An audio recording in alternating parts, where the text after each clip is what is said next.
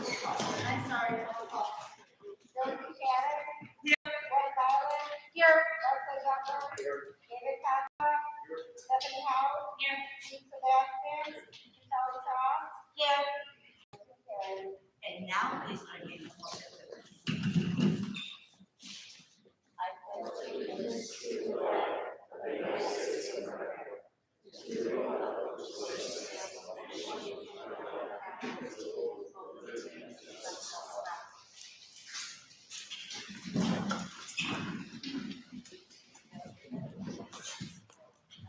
And then call Dr. Peter to please give this presentation. Thank you, Mrs. Shaw.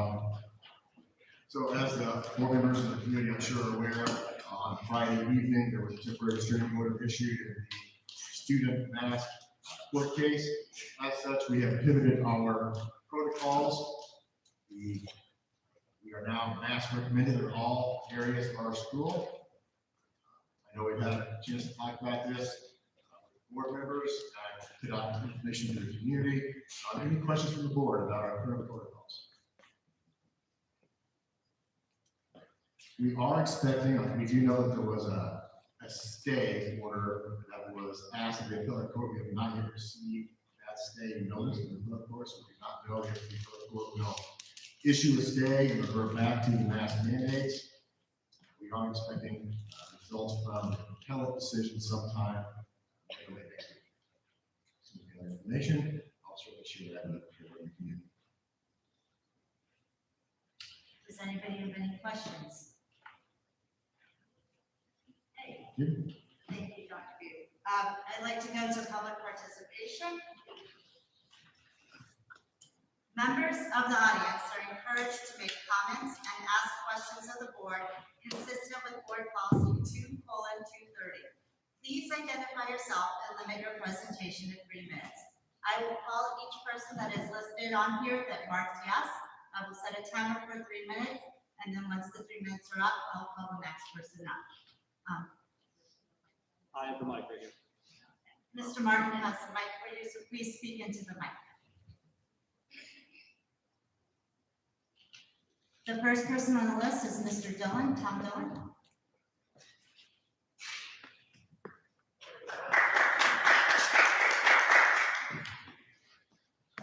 Good evening, Dr. Butte and board.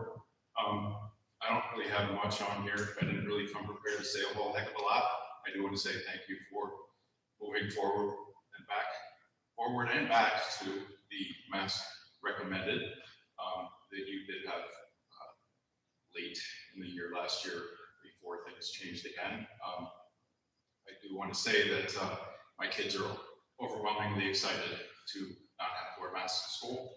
I've seen a lot of comments and I've heard from a lot of people of with their kids being excited to get to see teachers' faces, get to see their friends' smiles. A lot of kids seeing the custodians in the K-5 part of the wing of the building for the first time and talking to them and saying, wow, that's what you look like. We never knew. Kids that have been in masks since they started school and have known nothing else. It is awesome that they are able to see people's faces again. As you mentioned, the appeal, that's kind of the one thing I did want to mention. I know the appeal is pending. I do ask that since the judge and Thomas DeBoer had noted and the school lawyers had also let out of the bag that the governor and the governor's rules and executive orders did not tie the schools down. Even the school lawyers had admitted that the schools have always had school choice, school control, local control. So I'm asking that should the appeal go backwards, that you stay on masks recommended and the other COVID mitigations that you have just swung to. Stay that course. Your lawyers have misguided you in the early part of the year, and you have had full control, local control since then, as always, and you will remain having full control, even if the field goes the other direction. That was brought out in court case. Thank you very much. Good evening. I'd like to call up Mr. Brett McGuire.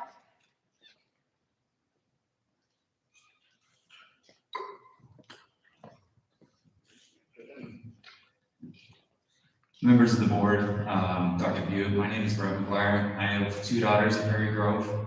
Myself, I am an educator. I'm in an administrative role. My school is also named, the school I work at was also a student. So this is not only a personal thing, it's a professional thing. My school also went mask optional, but they also strongly recommended that students wear it. They voiced that concern to parents, that it would still be best for public health. And that they did give that option. We also have mitigation strategies still in place at my school. We are very conscious that COVID is still real, it's still around, and it is still a threat to the health of children and also the staff that are working within the buildings. I am disappointed that we went this route, and as Mr. Dillon said, if you truly do have the authority at the local level, I implore you to do what's best for our students when it comes to their public health, and also what local agencies also advise us on. Because the local Department of Health, I believe, still recommends that kids wear masks and do these mitigation strategies. And I just ask that you follow with what local health officials, physicians, and scientists do say. That's really all I have to say. Thank you. Thank you. I'd like to call up Ms. Terry Rybicki, please. I'm back, guys. That's fine. That's not bad. First, I want to personally thank you for taking the high road and finally following the law and doing what is morally and ethically right. I do believe saying thank you when it is deserved. I am sure you were expecting the harsh, brutal backlash from some. I'm sure you've been called some really horrible names these past couple of days. I mean, every day, me and my family are torn to shreds by society. I like to personally invite you to the club tonight. Trust me, I've learned to ignore the brutal attacks, and being popular was never my thing. Since being the significant other of a police officer, it has really made me learn to grow a backbone in the last 7 years.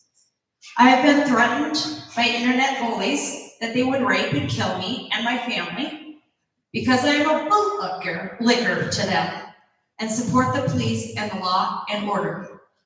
I've had pictures sent to me with a person slitting the head off of an officer. I've seen the worst of society in the past few years, and so have my kids.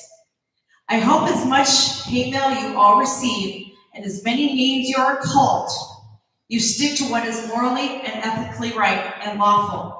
It will be hard, promise you. After the ruling, I will admit I was happy, but angry. I didn't have much confidence in our school that they would make the right decision and mask our kids. I was happy for the kids that were listed on the lawsuit, but sad for the kids that I knew would not be treated and get the same legal rights as those lucky few kids.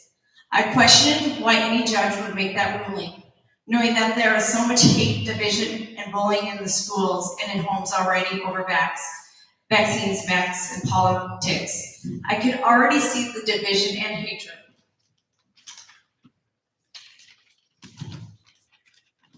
This ruling would bring out people. Oh, and the ugly is rearing its ugly head in the schools around the state. It took me a day to figure out why Judge Grisha may have ruled the way she did. The only thing that sticks out the most in that judge's ruling was her following statement.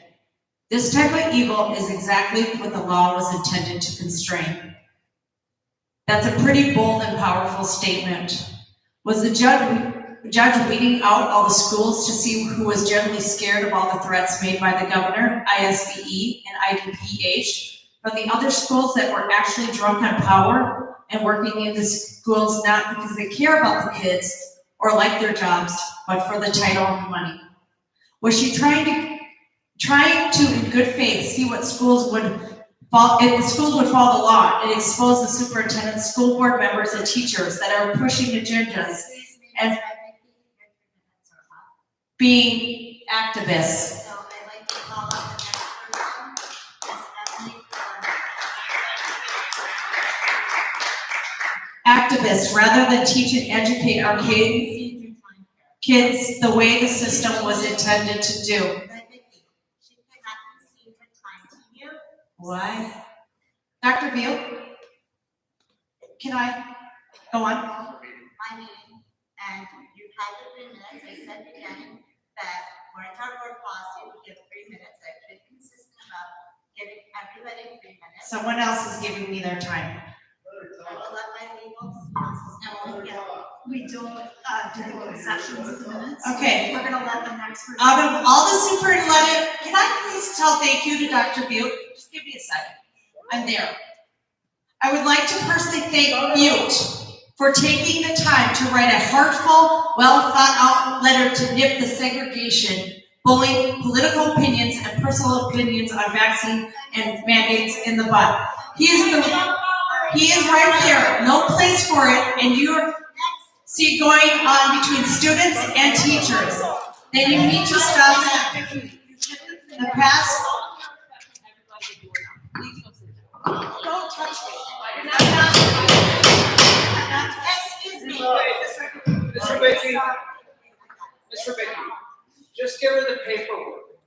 You just can't speak, but she can continue.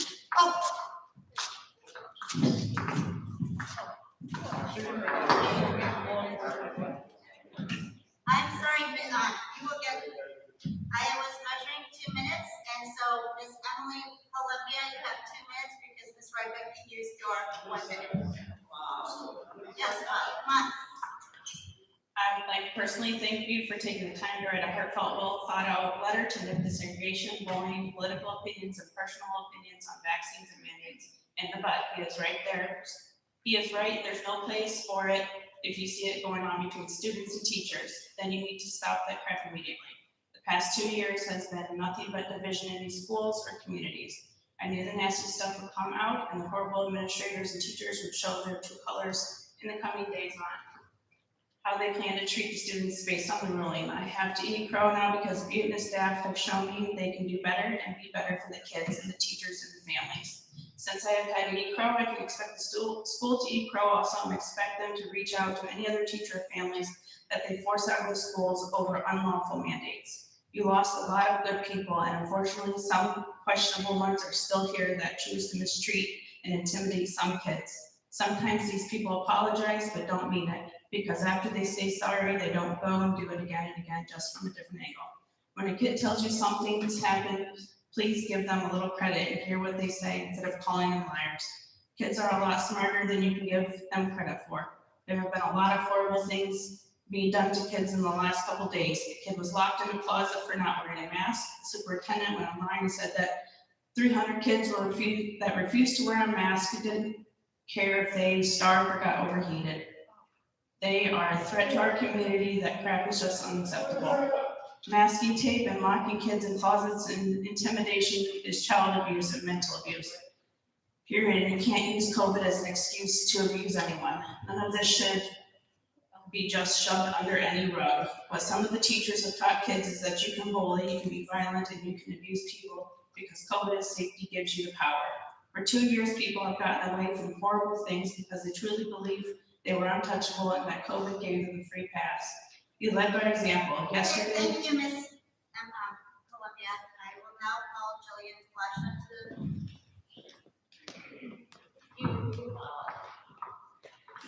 I'd like to thank the board for allowing me to speak here tonight. My name is Jillian Flesh, and I have a middle school and elementary school child.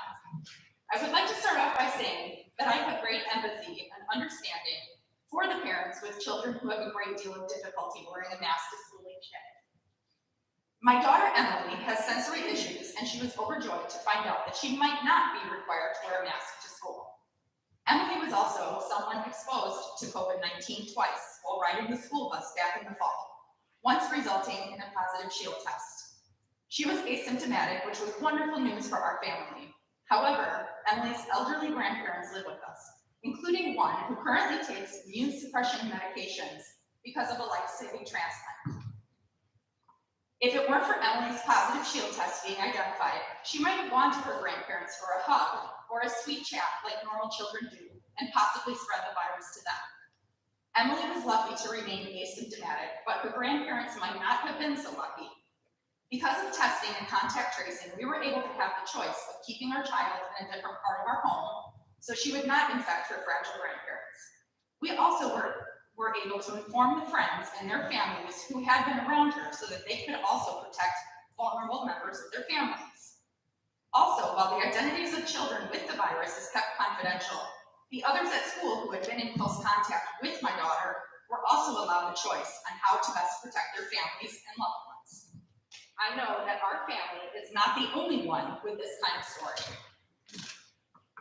Without any mitigations, who is protecting those close contacts? Who is helping our community be able to safely lift all restrictions in our school?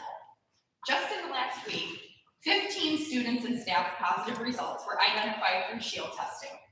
This information can be easily found with a quick internet search. What if those 15 people didn't know that they were positive until they had symptoms and were infectious to others around them? Testing and contact tracing allowed others who unknowingly were exposed to these individuals the choice to keep their families safe by quarantining before symptoms began. This is not about which side you are on, because we all should be on the side of our entire community being able to feel safe coming into this building each day. I implore the board to figure out a compromise with everyone who has someone that they love connected to our community. We must continue offering voluntary testing to those who feel safer with that option. And we should consider also including children and staff who want to remain maskless as part of our testing group. These tests are non-invasive and provide a wonderful safety net for our school and the families in our community. I believe that this is a great compromise and hope that we can all work together to get through this tumultuous time and show a wonderful example to our children, who we all fiercely love, that there are ways to work together to create an environment where everyone can be happy and safe. Thank you again for letting me speak. Thank you. I'd like to call Mr. Jason Shipley, sorry. Hi, thank you for the time. You know, I think our issue is the dropping of all mitigation measures. This seems like a very dereliction of duty to protect the least and most vulnerable kids here in the school. My father's got Parkinson's, he's got a heart condition. We're very careful. And the fire break at the school, the masking, shield testing provides space within our neighborhood and within our community to see family and to see friends. And it's important that we remain vigilant. This isn't over. We're waning.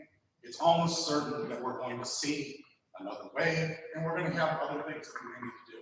But I think it's important that we remain vigilant and that we concentrate and partner with local health authorities on what mitigations are appropriate and not kowtow to partisan politics. Thank you.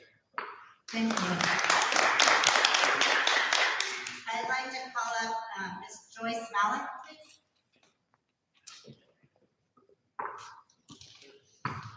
Good evening. I would like to address the mitigations that were taken away from our kids this week. Since the beginning of the pandemic, the district has been speaking to the safety of our kids and all of the mitigations that are in place. Or should I say were in place? To say I am disheartened is putting it mildly. You say the mitigations would stay in place and then in a blink of an eye, they were taken away to the detriment of the kids. You've gone completely against a federal mandate regarding wearing masks on the buses. Number 5 on your fact sheet states that students and staff are still required to wear face masks on school buses per federal regulation, as the court ruling has no effect on federal regulations. Yet in number 8, you state it's still in effect, but you are interpreting it differently. You have stated that the schools had long considered the bus stop and school bus an extension of the school itself. That may be your interpretation of it. However, it is a federal mandate regarding transportation, and masks are required to be worn on buses. A federal mandate is a federal mandate, and it should not be interpreted any differently, especially when it involves our kids' lives. I feel you have caved to the minority of people that would allow this. The school serves children with medical conditions that put them at increased risk of illnesses, and many of them live with family members with compromised immune systems, staff included. You say the TRO school districts and legal counsel had different interpretations.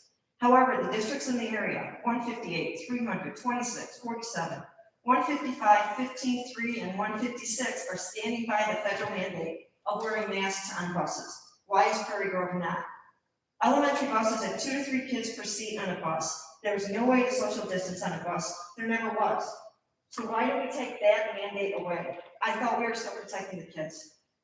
The fact that a staff member or student can have a positive COVID result, whether it is asymptomatic or a mild cold symptom, and can still be in school baffles the mind.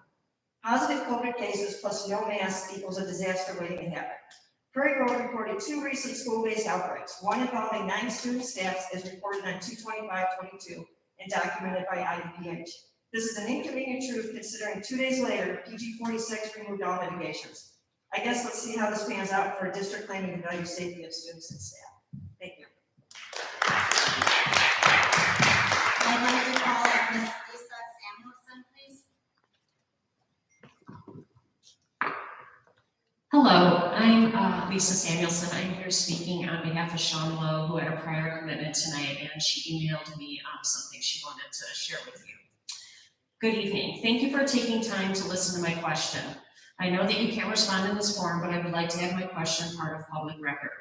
I attended the July board meeting where a vote was passed to grant Dr. Butte authority to implement a plan for the school year. At the time, I remember wondering if that meant he was given power to implement the plan submitted or if he could implement any plan. How long was this delegation of power given to him for? Was this board ever going to have direct input on how the district was going to deal with the ongoing situation? Dr. Butte sent an update earlier this school year expressing the sentiment that one-person executive branch shouldn't mandate requirements, but rather they should come from the legislative branch of government. Ironically, there is a parallel here. This week, my question from July is more urgent. When will the school board have the voting power again on how the district will deal with this situation as well as other future unforeseen problems? Thank you.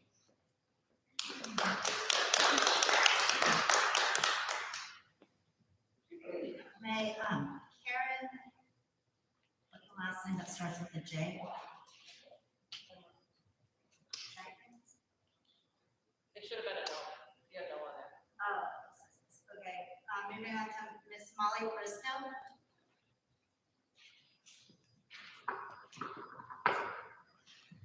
Hello, good evening. My name is Molly Bristow. I've got a first grader as well as an ECE student.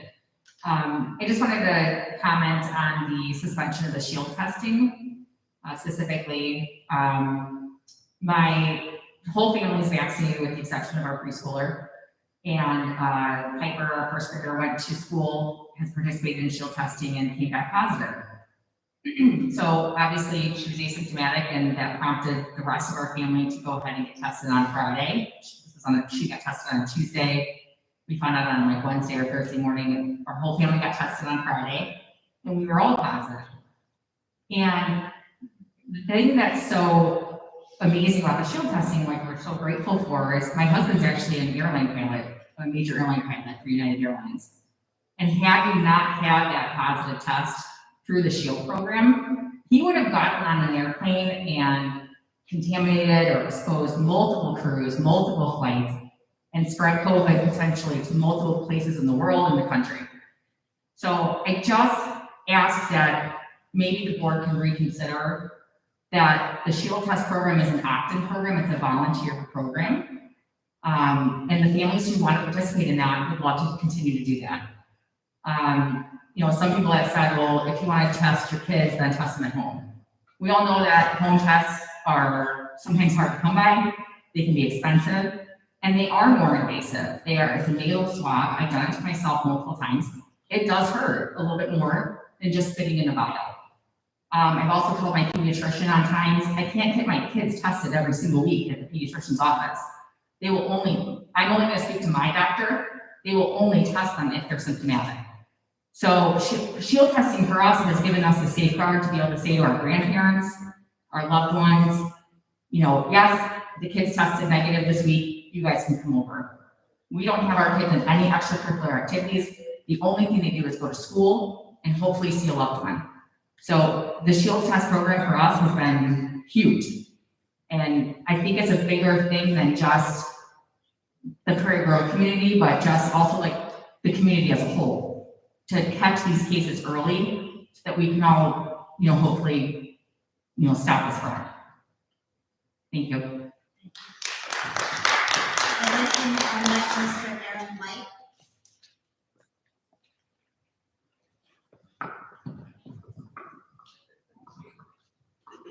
And that's the podium. Okay, my name is Aaron White. My kids used to attend the elementary school, but when school started last August, the principal denied them their right to an education, violating Illinois' Constitution, simply because my kids wanted to breathe unrestricted.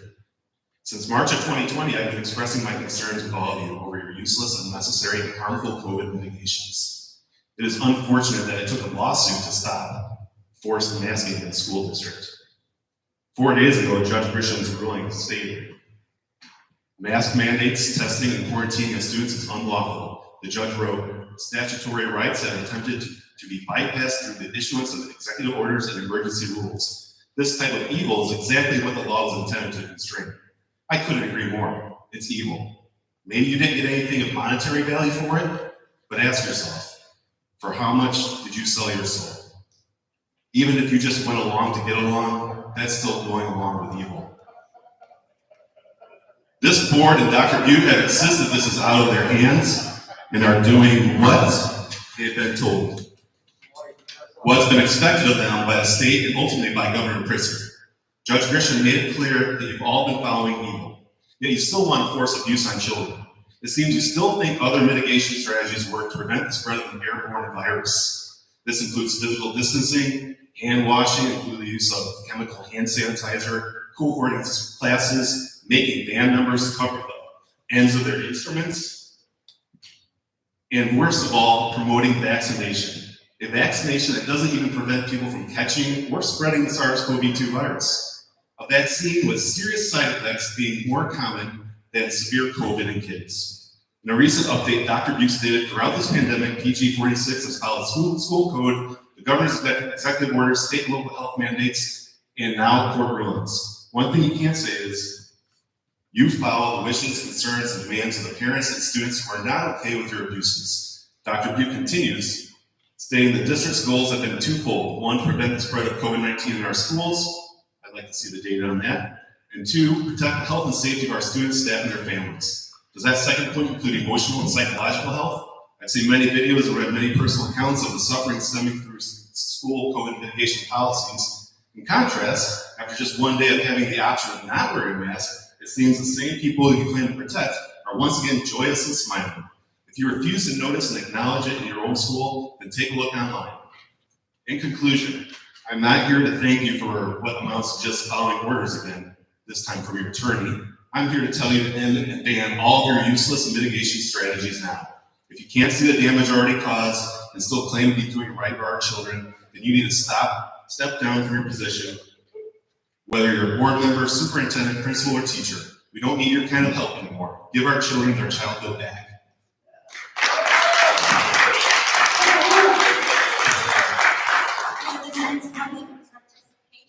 We are going to move to administrative reports. Dr. Butte?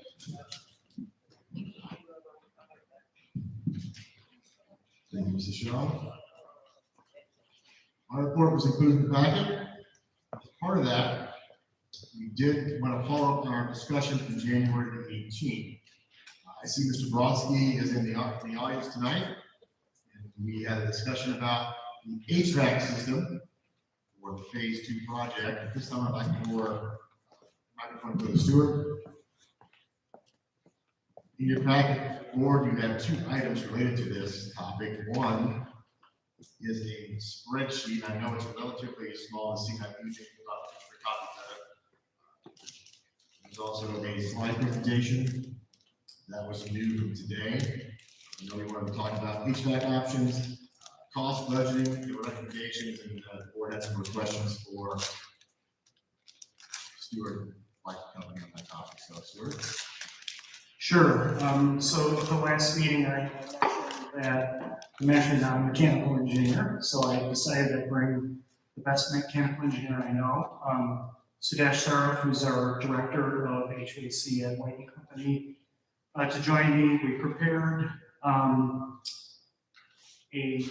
about a maybe 7 to 10 page slide packet that you have that describes essentially 3 types of mechanical systems.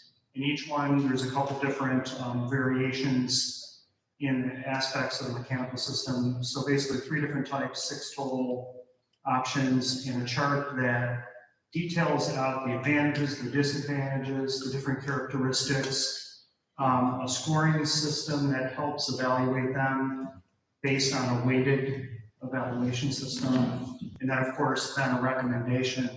So I thought we put together an 11 by 17 of that chart, which we'll hand out to you guys if that would be a little easier to view. I don't have it on your screen.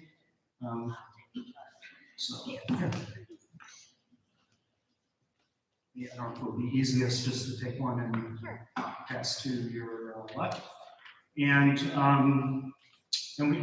Sudesh will kind of walk through an explanation of the 3 system types and then the 2 variations of each, so the 6 total ideas, and then some of the characteristics. Good evening, everybody. My name is Sudesh Saraf. I'm Director of MEP at Whiting Company. So one of the things that we talked to Dr. Good last week was for the addition that's being contemplated for the Prairie School District, what kind of system we should use for this facility. So we went through and did an in-depth analysis of different systems that are available that can work for the district. And that's what we are kind of going through this. So the 3 options that we have, there are basically 3 options, but then there are variations of the 3 options. The first option that we have is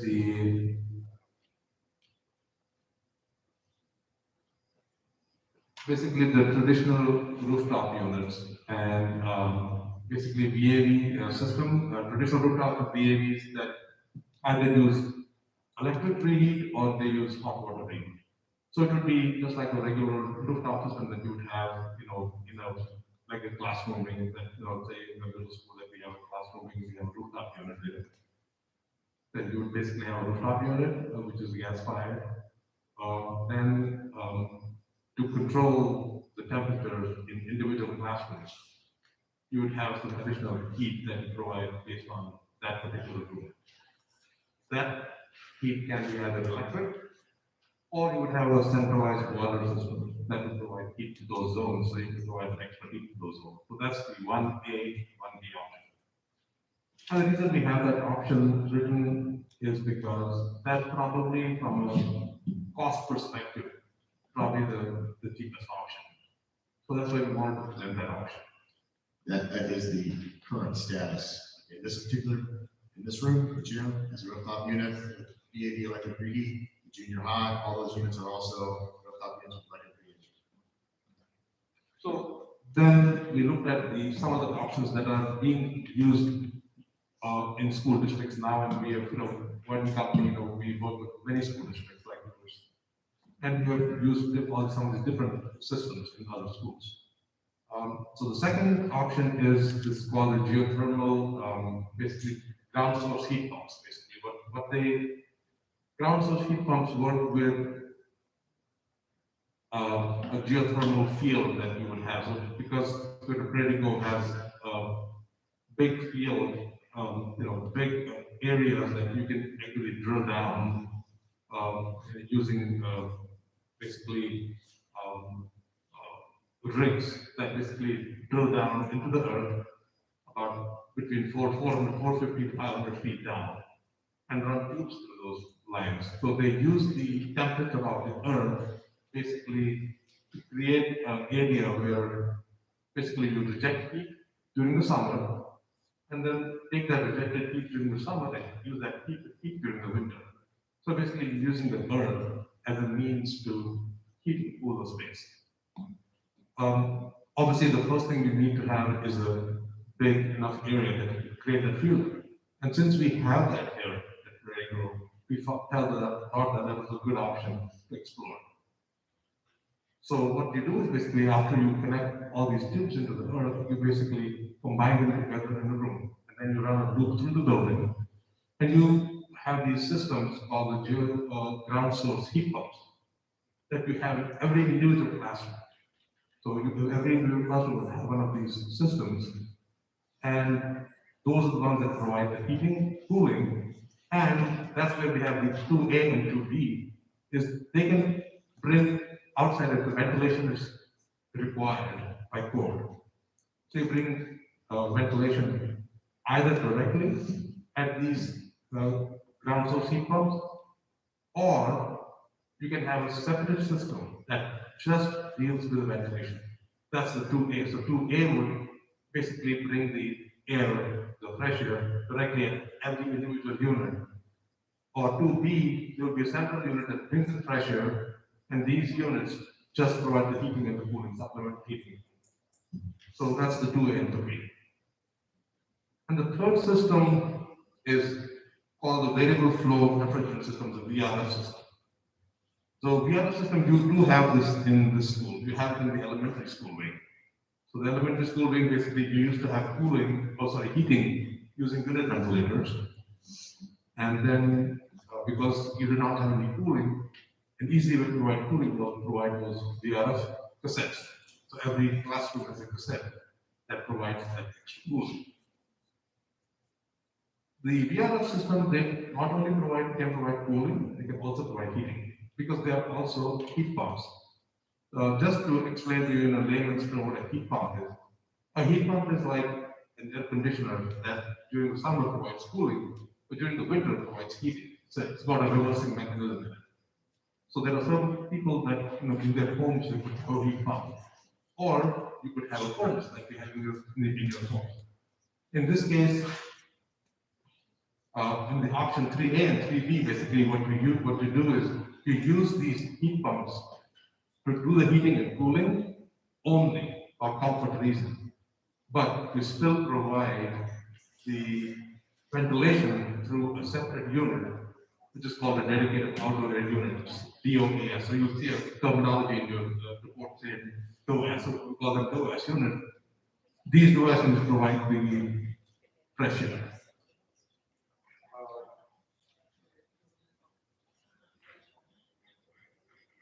Actually, if you go through all the slides explain the options 1A, 1B, 2A, 2B, and 3A, 3B.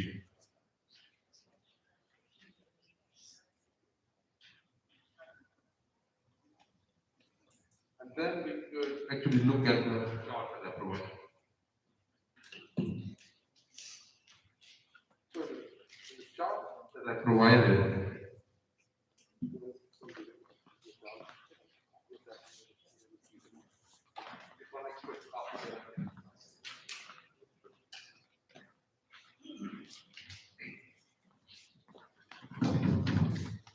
So in order to evaluate the 6 options that we have now and decide which one is the best for the school district, this is our choice. This is our recommendation. You can choose to go with our recommendation, or you can choose to go something different. That's why I think we need to, maybe once the meeting is over, you can just have a meeting among yourself and tell us what you want to know more. We sit on a closed setting and we can discuss this further. So we established 3, 4, 5, 6 or 7 parameters to determine which system would be, how we would evaluate the system. First factor would be determined based on first cost. First cost is important always, how much it's going to cost to make the system. Second is ease of maintenance, system energy usage, constructability, ease of operation, noise. Noise is always very important.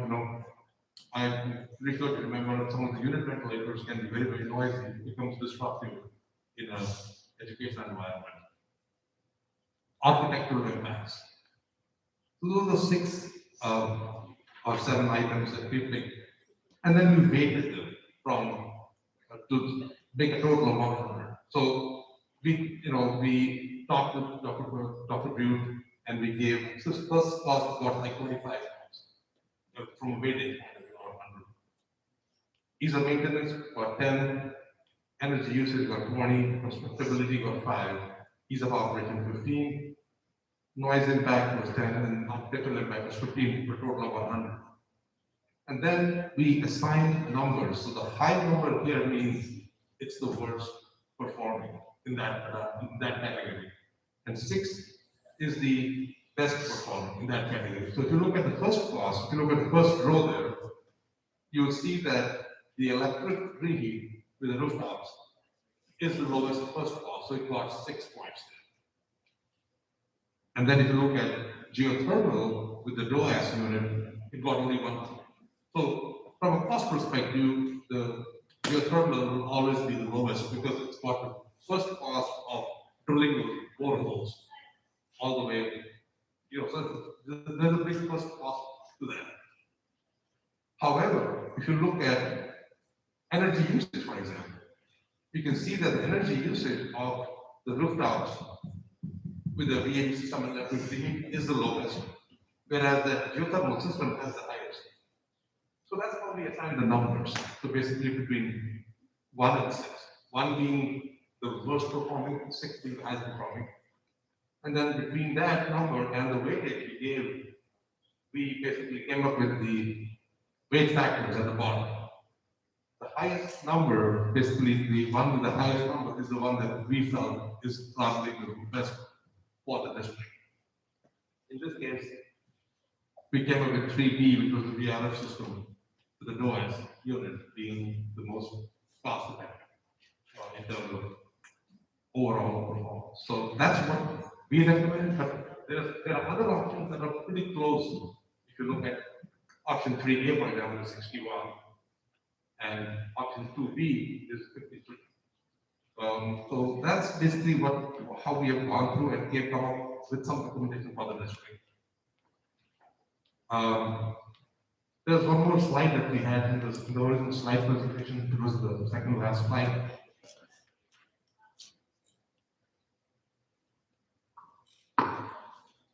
There's one slide I provided in my presentation that talks about, here's a comparison between first class. The first class always is a determining factor. Sometimes you have limited budgets, how much budget you assign for the class.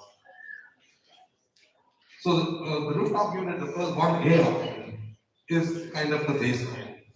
But it's cost between $30 and $32 actual construction cost. It doesn't include any additional cost, just the construction cost. The rooftop, with the reheat, it's like $40 to $42. And so on and so forth. The ground source heat pumps that we heat the boreholes can go up to $75 per square. So it's almost like 2.5 times the cost. With the payback, but one thing I'll let you know, say for example, let's go with the boreholes. A typical borehole, once you get to the ground, that can stay, because the school owns the property, that can stay with the school for 50, 40, 50, 60 years. Otherwise, you would have to replace equipment every 20 years. Every 20, 25 years nowadays, you're going to have to replace HVAC. It doesn't perform well because of multiple reasons. They don't build those systems as robust as they used to build them 50 years ago. Today's systems are commodity. In 20 years, they're ready to basically replace systems. But when you have your borehole already done, that can last 40, 50, 60 years. If it's balanced, if the summer and the winter load is balanced, you have that already in. So you don't, when you replace the equipment in 20 years, you don't have to worry about that side at all. That's the one advantage you have, paying that extra cost upfront. Because that equipment that's tied to that option is very, very efficient. However, we know that it can be a big price point, which can sometimes, make it untenable. Which is why we feel that the DOAS option with the VRF is probably the best compromise between the low end system and the high end. So now within the two options that we have for 3A and 3B, what's the difference between them? The biggest difference between the two is that in one case, the condensing units are outdoors. And it's a heat pump. So when I explained it earlier, a heat pump is something that cools in the summer, but heats in the winter. Now imagine a piece of equipment that's lying outside in a -10 temperature, trying to heat your building. It's problems. So sometimes we have to oversize them. Or we have to put in an enclosure on the roof. So put them on the roof, but we have to enclose it. So that, and then heat that enclosure a little bit, keep that a little bit warm. The 3B option allows us to put that condensing unit inside and run a loop of water and then put the part that rejects the heat, and we just put that outside, but we run some extra piping. That's what makes that option a little bit more expensive because now we're running the piping inside to those condensing units. So that adds the cost. However, that takes away completely the uncertainty of the winter temperature. If it's really cold in the winter, it has no impact on the system inside. So it's a lot more forgiving in the winter than other system in which it's used outside.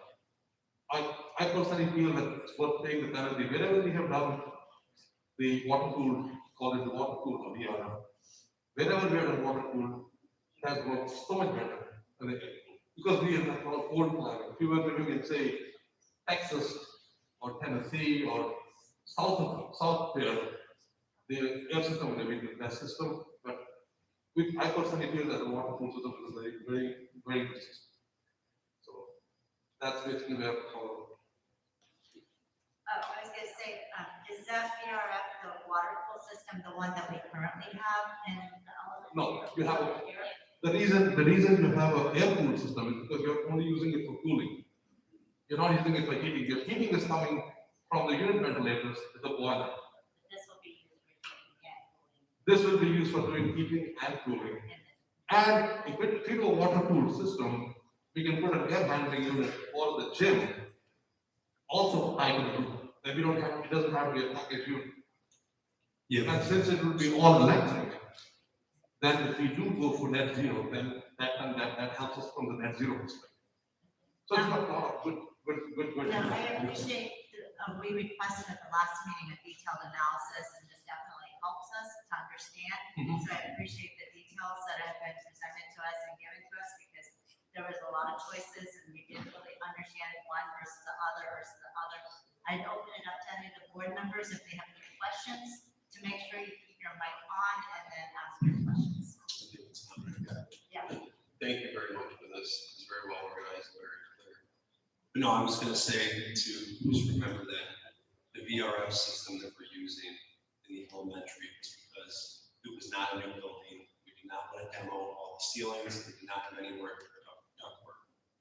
The RTUs with electric reheat coils 1A is what we traditionally had in the junior high. It's probably the most commonly used IC in medical office buildings everywhere. It's the lowest of our cost. I just say everything that we're talking about is good. It's great the way these options, but we're going to be a couple agenda items down. We're going to be talking about a referendum, which I think it's important that we keep cost in mind. There's, in my eyes, there's no reason why 1A is not a suitable system for this application. So you're saying 1A over 3B? Thank you very much for the crash course. I definitely learned a lot in realizing what they're coming up. One question, and I may have missed this, relative to, say, carbon footprint, you could probably, is, 3A, 3B, 9A1, maybe, is there a big difference there? Or is there any difference? From a carbon footprint point of view, your 3B will be slightly better than 3A and 3B will be slightly better than the 1A and 1B. The 1A and 1B is basically, it's a dominant refrigerant load in the 1A, because it's all packaged in that rooftop that you have. So the rooftop has a refrigerant cycle, everything is in that system. And so if there's a leakage or whatever, it doesn't happen a lot, but it does happen. So its contribution to the power improvement is a little bit higher. The VRF system also has a refrigerant built into it.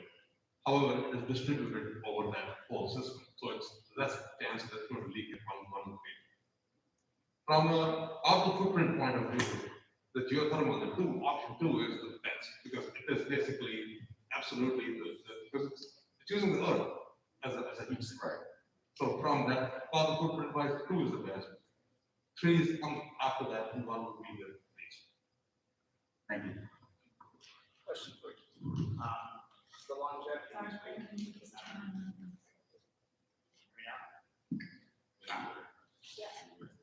Yes. The longevity between 1A, 1B, 3A, and 3B. What's the difference between them? So a typical rooftop system nowadays, like I said, they're commodity items. They don't make those units to last a long time. Because technology changes, controls change.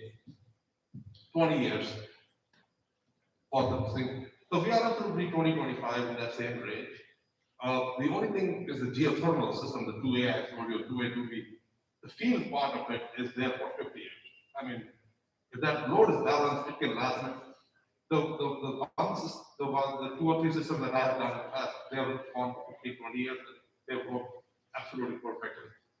I don't have history beyond that on the geothermal, but I know that if the load is balanced, it's going to be there for a long time. But most equipment, this probably will last 15, 20 years, rooftops, 20, 25 years for the high-end, because these are high-end convention units for the 2A, for the 3A, 3B convention units are a little bit more higher end. So they end up being, 20, I would say 25 years. And then you also mentioned about the heat pumps, but yet the geothermal runs on heat pumps. Geothermal are heat pumps as well as the 2A and 2B. Oh, sorry, 2A and 2B and 3 and 3B are all heat pumps. That everything is there because they're providing heating and cooling. So if they provide heating and cooling, they are basically heat pumps. You mentioned that heat pumps, especially in our temperatures out here, can struggle to heat. If it is air cooled, if it is water cooled, then you don't have to worry about it.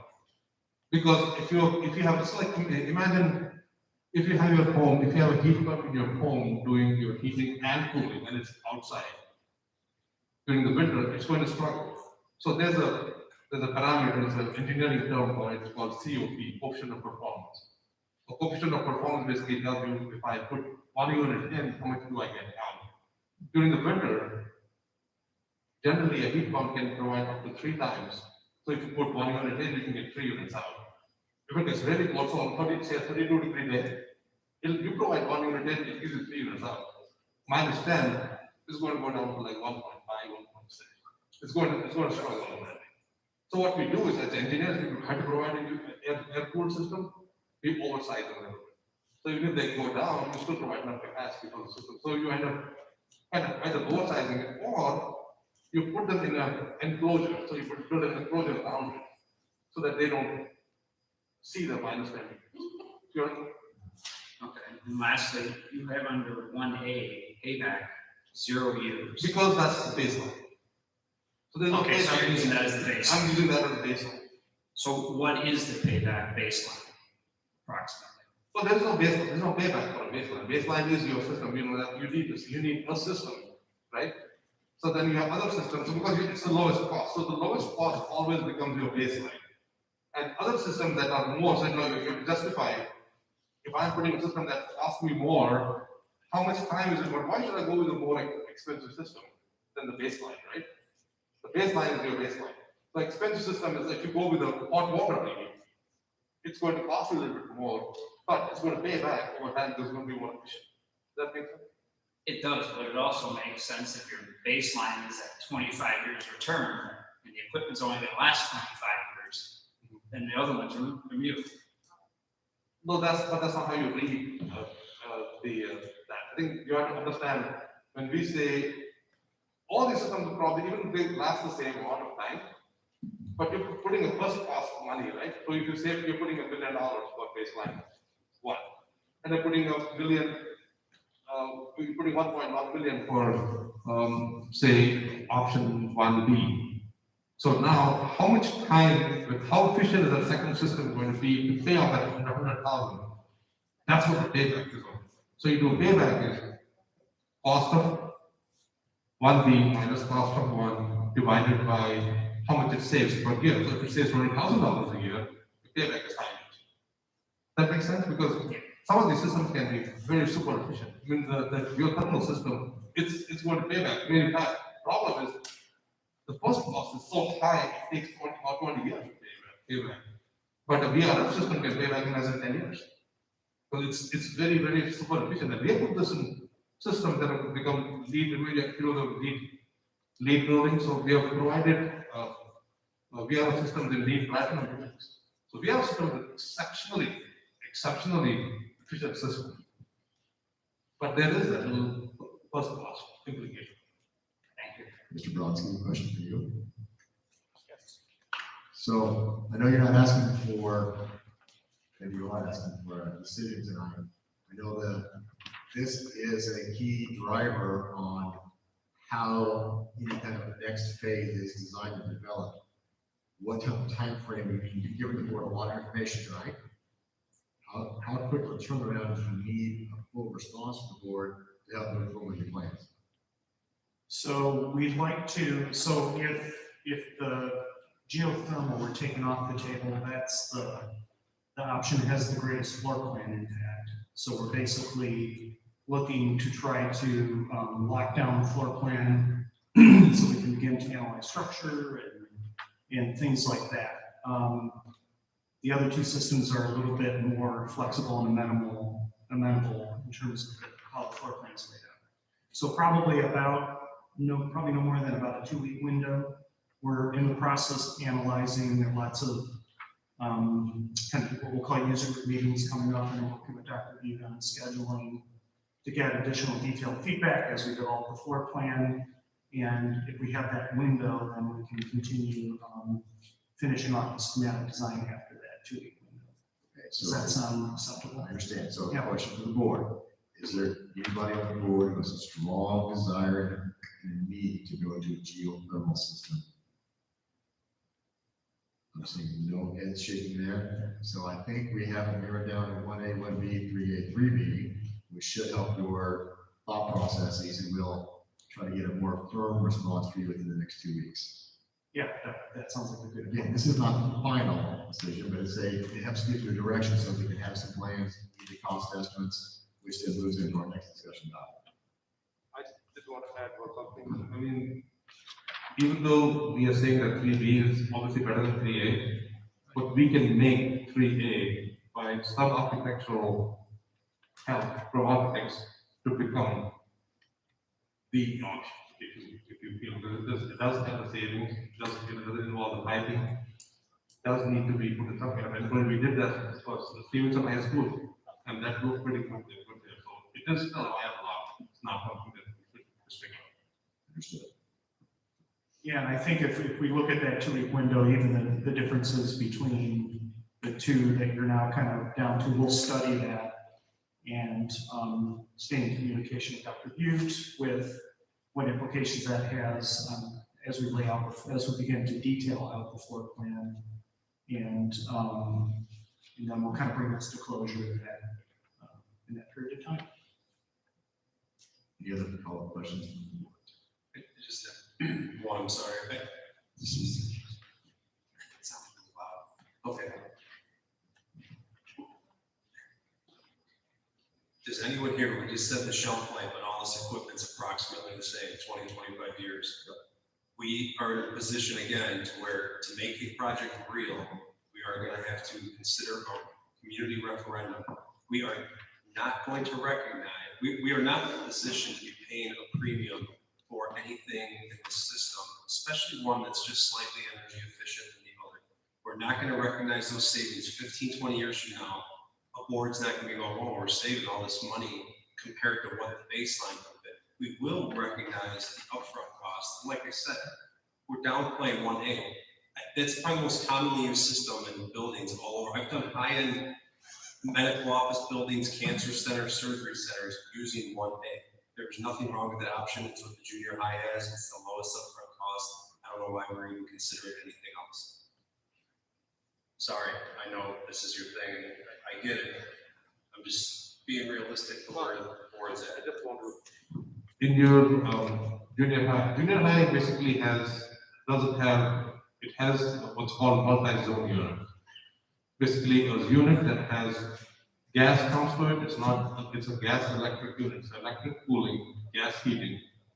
And then you basically run ductwork to every single classroom, right? Start at the unit, go to the classroom. That's how that is served. Those units, Dr. Good will tell you, those units are very, very expensive. The one unit that we purchased for the middle school, for the 6th classroom wing, was $450,000. What are you talking about, VAV? It's not a VAV system. It's not a VAV. The junior high completely does not have a VAV system. It has what's called a multi-zone.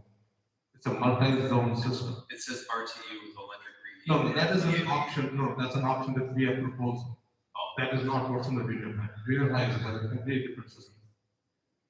The elementary school has unit ventilators. Yep. Junior high has multi-zone units, with the only reason we put that for the one wing is because the other classroom wings have the same system. So we just want to replicate because there's no boiler in that area. So we want to stay the same system. We do not recommend using that system because the first cost of equipment is very, very expensive. So the multi-zone system is more expensive than the VAV. Oh, not more expensive. It's a custom unit. Where does the rooftop units from over here, main front line comes down, delivers 55-degree air to what? No, it doesn't deliver 55-degree air. It delivers whatever temperature. It's all separate lines going. Yes. Every ductwork is separate to every classroom. So if there's a unit that we have is serving 7 classrooms and 2 open areas and 2 offices, 10 zones in that unit. So you're running, it's like a network of ductwork in the ceiling. So that's not a system that we recommend. So I don't even have it in the option. We don't use that in any building anymore. We use the VAV rooftops with a little boiler. That's why we need to have a small boiler there. That's why the 1B is probably better than the 1A because 1A can be very energy consuming, consumes a lot of energy. So if we had to stay with one, I would go with 1B instead of 1A. At least we have gas coming in at the rooftop, and then we can have small boiler that does the reheat in those systems. So that would be my recommendation. One last question. So you were saying based on 1A and 1B compared to what we currently have. Are you saying that our systems in place are more energy efficient right now?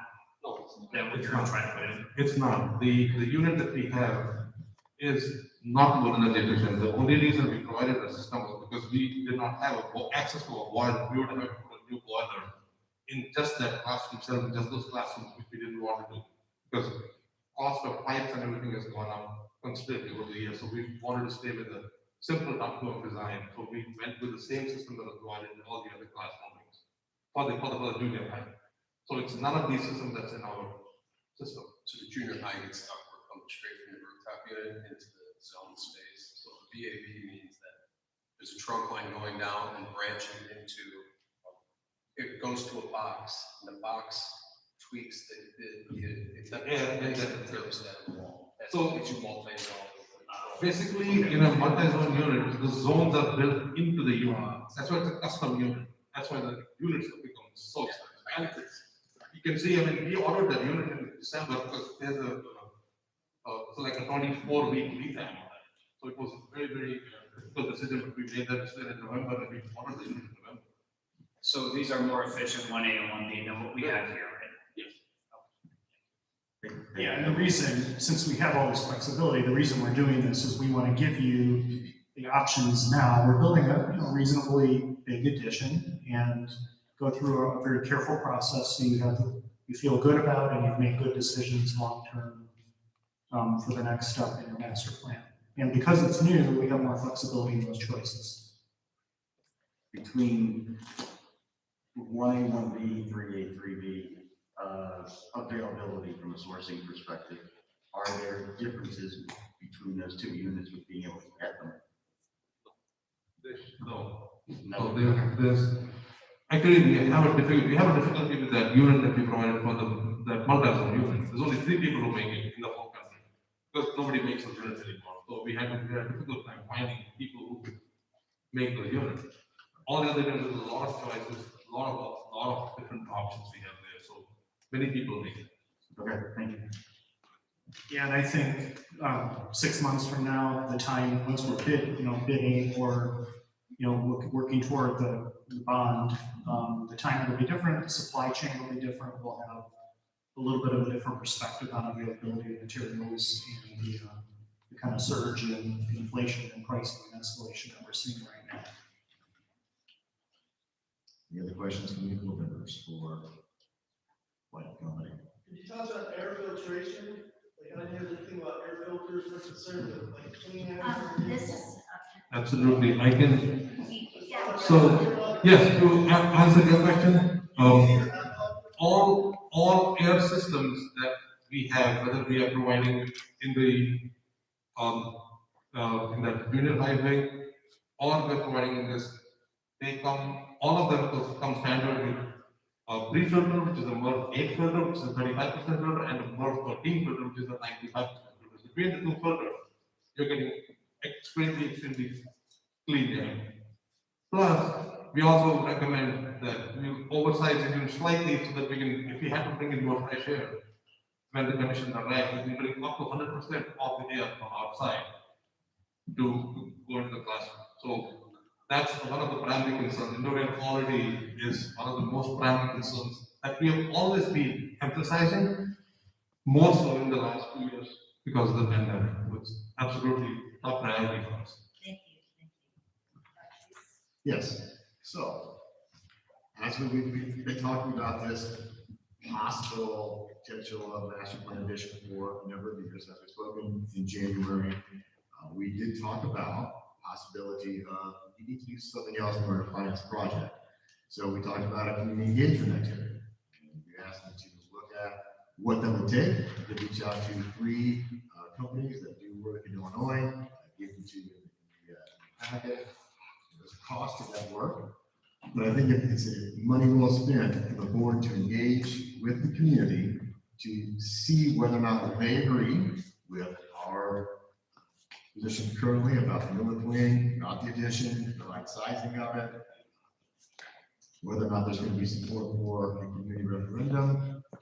I think that's all things that we should definitely consider doing. My question is there a certain group you want to work with? I know that there is one in Louisville, St. Louis, one in Darien. Does the board have a preference? Do we investigate a little bit more, a little deeper? Would you like one to come in a presentation to the board? Is there no IAS we operate on this? There is not. I would like to dig in deeper, maybe having like a superintendent committee to, ask some questions, see some references, how they've done it in the past. I need to agree, but just to be able to understand, just like the legal counsel, that we develop an understanding of what they're offering really means to what we're getting from them. I agree. Okay. I would have done a presentation. I can only relate to that years ago. We did. Just had a special meeting. We just listened to 3 meetings in a row. Okay. Through the presentation. Yeah. If that works, if they can all show up on the same night and present to us, some form of, not just picking today, but having. Absolutely. I will reach out to them this week and make that arrangement. Is it okay with the board if that meeting is done via Zoom? Yes. Yes. Yes. All right. Thank you for that. Moving on in my report, we have every year in February, we make a presentation on how we are looking financially. That's included in your packet as well tonight. There's a multi-slide. You've most of these before. I do want to bring to your attention, slide number 4. Looking at the consumer price index that we use for PTEL. Obviously for 22, when that hit it in December, CPI is 7%. We haven't seen an increase in CPI that large since 1982. That was a very large increase. I did not include a 7% increase in the levy in this for this analysis. I think that's a decision the board's going to have to make and have a greater discussion about that in October and November. So we stayed with, so the analysis that you see here tonight is still based on 2%, not 7%. Make sure you understood that as you're looking through it. Obviously, we are still seeing growth in our community. We do have a subdivision that is currently actively building. There are 20 houses in some level of construction right now in Woodlord, and the vast majority of those are in 26. Let's slide down to slide number 9. You will see our estimated surplus over the next through 2027. It is nearly unchanged from this current year. Obviously, you'll see some red numbers on there. Those red numbers are as a result of the bond issue that we did for the alternative revenue bonds. That's the $10,316,000. Over the next year, we'll be spending that money partly here on the phase 1 edition. That's going to go up starting in March. And then whatever the board decides as far as the next step of that would be the renovation of the north wing, or that combined with the community referendum to build phase 2. Otherwise, we're projecting small surpluses each year for the next 5 years, which has been our norm.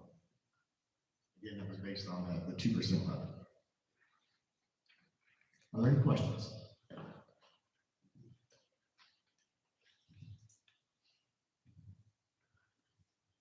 Mr. Shaw, because you have something more to say. No, I'm good. Okay. I also included in tonight's presentation the tracking so far for the phase 1 project. You see that listed each month.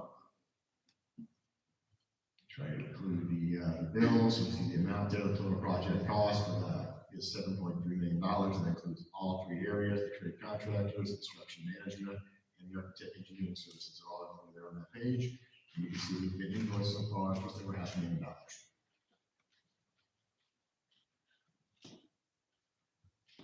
Question? So that's something that's underway, procurement's underway. It is currently, yes. That being tracked, and you haven't released on that. That's being tracked by an ICI light. I know we're in submittals currently. Yes? Yes.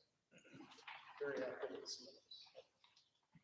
We're starting to have ICI will be on site tomorrow afternoon. We're starting to look at bringing in the fence, that protective fence that will go around the area of construction. We had a conversation with the earth movers are going to rip the ground here starting February, March. We do expect to be some level of frost. And we have to rip that out. It's all included in the scope of the project.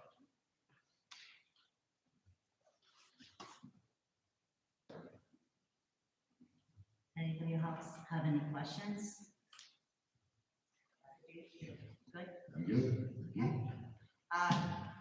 So I'd like to have a motion to approve the second reading and adoption of board policy press 108, first reading in January, additions, deletions, and changes. So moved. Dave? Second. Josie? Anybody have any questions? These are policies that are just from our press policy service and review. All in favor, say aye. Aye. Anybody opposed? Motion carries. Okay. May I have a motion to approve the 2022-2023 public school calendar? So moved. Barclay? Second. Stephanie? Okay, Dr. Bute, if you want to recap some of the changes? So last month we did discuss 2 calendar draft options. We have chosen to go a little bit of deviation from our past. We know we've been going with high school on 5. It's their starting school on Monday, August the 8th. It's a little early. Plus, we have the construction projects. We pushed our start date back to the 18th. This calendar will be posted tomorrow for the public to see. All of the breaks are the same. We coordinate the breaks with the high school district. So the winter break, spring break will be coordinated and post major holidays. But I can't control the end date since we're moving our start date back. The end date obviously is going to go back different from high school as well. Does anybody have any questions? Then all in favor say aye. Aye. Anybody opposed? Motion carries. May I have a motion to approve the consent agenda, which includes regular and executive session minutes from January 11th, special meeting minutes from January 18th, bills payable and treasurer's report. So moved. Second. David Barclay, discussion. Roll call vote, please. David Costa, Yes. Stephanie Howard, Yes. Steve Sebastian, Josie Shadow. Yes. Gwen Violet. Yes. Barclay Butler, Yes. Shelley Shaw. Yes. Motion carries. May I have a motion to approve a 2-year Dean of Students appointment agreement with Curie Ray? So moved. Barclay, Second. Dave? Discussion? Seeing none, roll call vote, please. Stephanie Howard, Yes. Steve Sebastian. Yes. Josie Shadow. Yes. Gwen Violet, Yes. Barclay Butler, Yes. David Costa, Yes. Shelley Shaw.